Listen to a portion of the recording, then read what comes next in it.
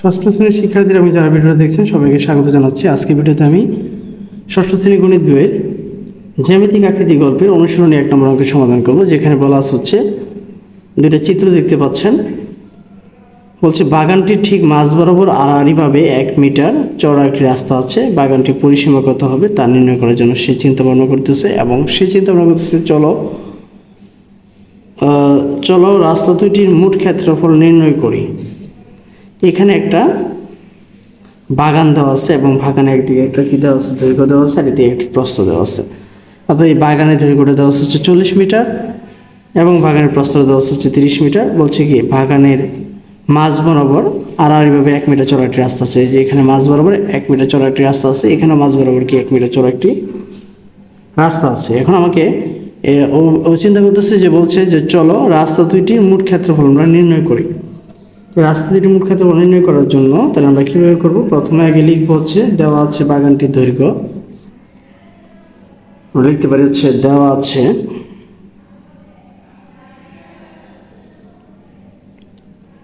আছে বাগানটির দৈর্ঘ্য 40 মিটার। দেওয়া আছে বাগানটির দৈর্ঘ্য 40 মিটার এবং প্রস্থ দেওয়া হচ্ছে 30 মিটার। তাহলে লিখতে পারি বাগানটির প্রস্থ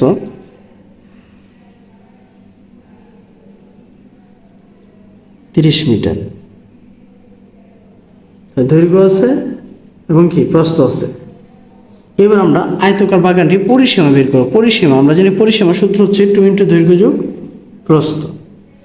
আমরা লিখতে পারি সুতরাং আয়তকার বাগানটির পরিসীমা বা সুতরাং বাগানটির পরিসীমা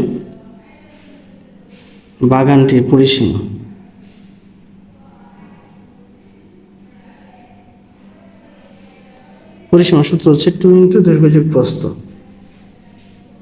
ঠিক আছে, আমরা লিখলাম 2 × দৈর্ঘ্য যোগ হচ্ছে প্রস্থ। দৈর্ঘ্য হচ্ছে 40, প্রস্থ হচ্ছে কত 30 মিটার। তাহলে 30 আর 40 যোগ করলে হচ্ছে 70, 70-এর সাথে যদি 2 দ্বারা গুণ করি তাহলে হচ্ছে 140 মিটার।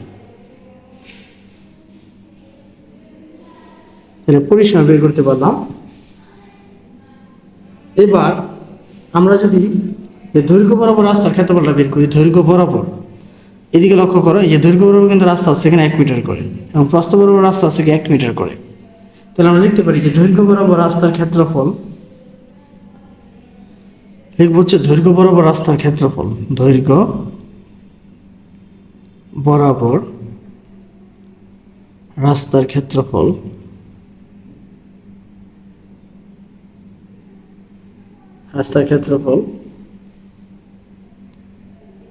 দৈর্ঘ্য গুণ প্রস্থ, দৈর্ঘ্য গুণ হচ্ছে প্রস্থ। তাহলে দৈর্ঘ্য তো এখানে দেওয়া আছে 40 আর 1 মিটার প্রশস্ত কি আছে, একটা রাস্তা আছে। তাহলে 40 থেকে 40 মিটার। এবার যদি আমরা লিখি যে প্রস্থ বরাবর রাস্তার ক্ষেত্রফল, প্রস্থ বরাবর রাস্তার ক্ষেত্রফল, প্রস্থ দেওয়া হচ্ছে 30 মিটার আর এখানে রাস্তা দেওয়া হচ্ছে 1 মিটার। তার মানে কত হয়ে যাবে 30 মিটার। ঠিক আছে, এবার আমরা লিখতে পারি সুতরাং উভয় ক্ষেত্রে রাস্তা, সুতরাং উভয় দিকে বা সুতরাং উভয় ক্ষেত্রফলে আমরা এবার লিখতে পারি উভয় ক্ষেত্রফলে রাস্তার মোড়ের ক্ষেত্রফল এখানে হচ্ছে 1 মিটার, এখানে হচ্ছে কি 1 মিটার। তাহলে 1 × 1 বর্গ মিটার। তার মানে হচ্ছে কি রাস্তা যেতে দেওয়া আছে 1, তাহলে 1 বর্গ মিটার এখানে হয়ে গেল। এখন আমরা লিখতে পারি, কি লিখতে পারি লক্ষ্য করো যে রাস্তা দুইটির মোট ক্ষেত্রফল, এই যে রাস্তা দুইটির এখানে যে রাস্তা আছে, রাস্তা দুইটির মোট ক্ষেত্রফল হচ্ছে